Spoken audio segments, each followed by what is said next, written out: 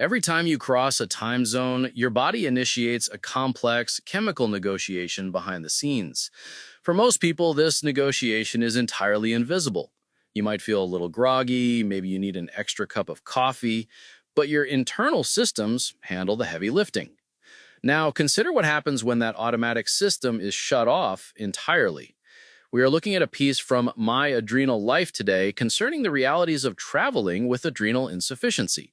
It is a condition where the body cannot produce enough cortisol, forcing individuals to manually manage the stress responses most of us take for granted. We will explore what this means for crossing time zones, mitigating illness risks, and navigating the psychological weight of planning a trip when your body's safety net is compromised. Joining me is Eloise, who studies endocrine function and chronic illness management. The contrast between an autonomous endocrine system and a manual one is stark. Cortisol is frequently misunderstood just as the stress hormone, something we want to eliminate. In reality, it is a vital metabolic manager. It regulates energy, maintains blood pressure, and mobilizes the body's resources during physical or emotional stress.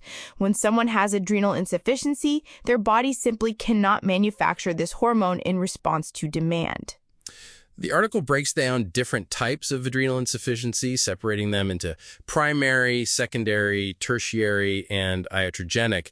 How do these distinctions actually alter the experience of living with the condition, particularly when thrust into the unpredictability of travel?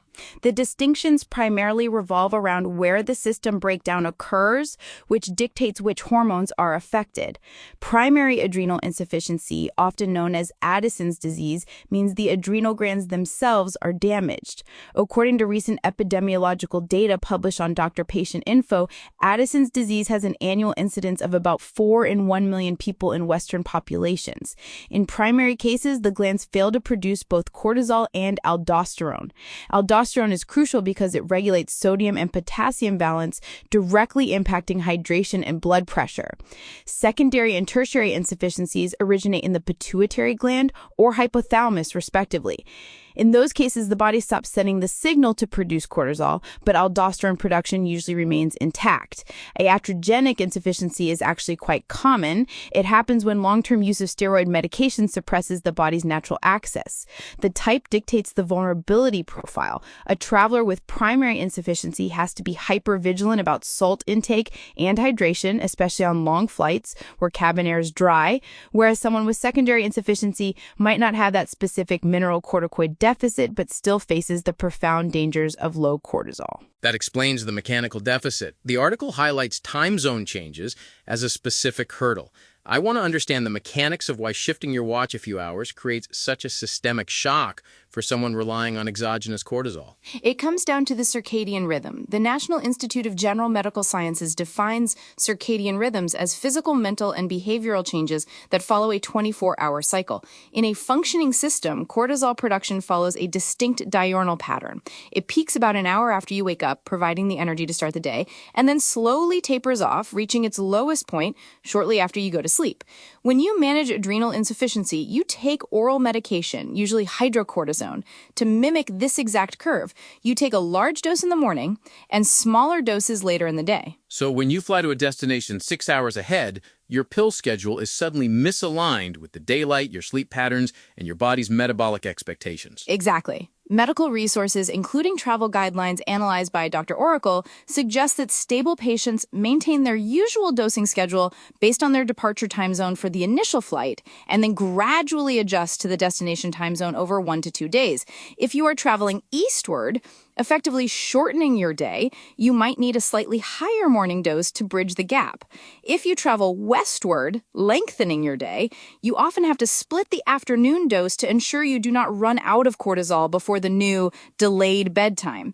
If that artificial curve drops too low while you are still awake and active, the physical drain is immense. This seems to require a level of continuous physiological calculation that sounds exhausting. The article touches on how physical activity feels more draining. The The traveler is not just fighting jet lag, they are fighting an energy deficit that their body cannot naturally correct. That continuous calculation is the invisible burden of the disease. A healthy body reacts to a missed meal, a delayed flight, or a sudden sprint through the airport by dumping a little extra cortisol into the bloodstream to keep blood sugar stable and blood pressure up. A person with adrenal insufficiency experiences those same stressors, but the hormone spike never comes. The tank simply empties. They have to anticipate the stress and manually supply the hormone. That brings us to the most dangerous aspect mentioned in the piece, illness risk. Travel exposes us to new pathogens, unfamiliar food, and physical exhaustion. For the average person, a bout of traveler's diarrhea or a mild respiratory infection is an inconvenience. For someone with adrenal insufficiency, the stakes are fundamentally different.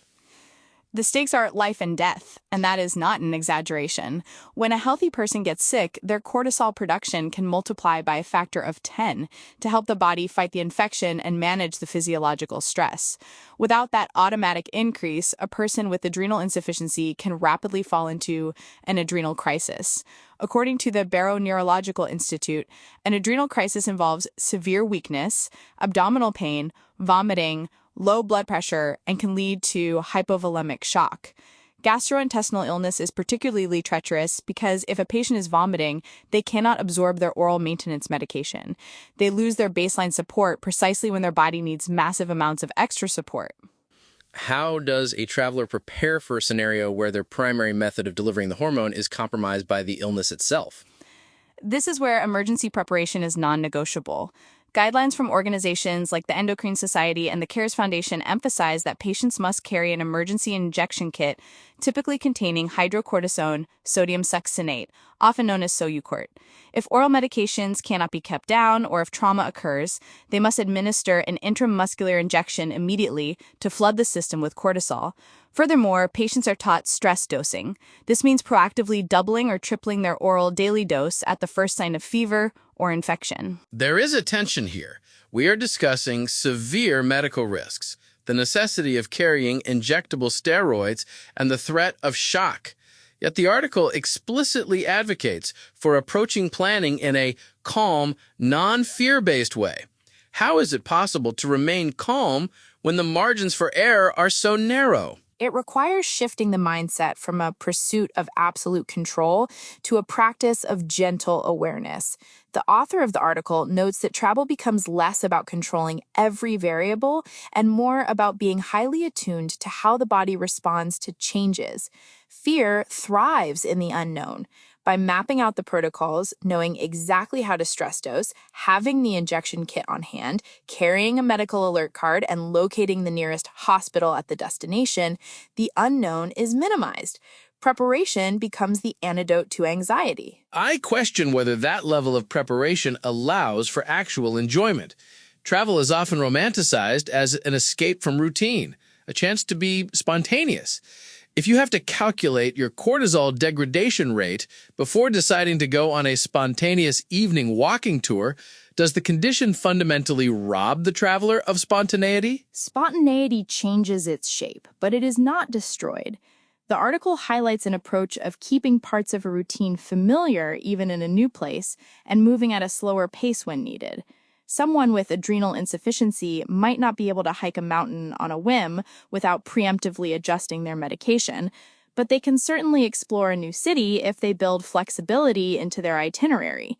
It is about discarding the societal pressure to keep up with an aggressive travel schedule.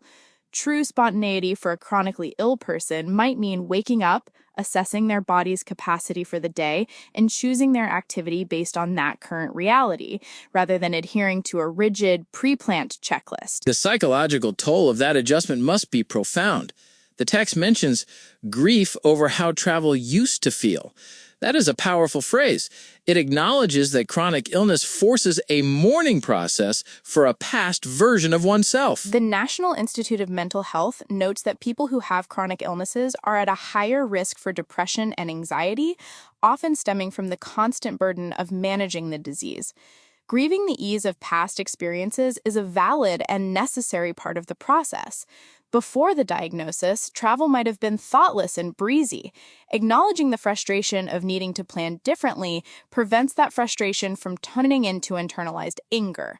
The empowerment comes from recognizing that different does not mean impossible. It simply requires a new framework.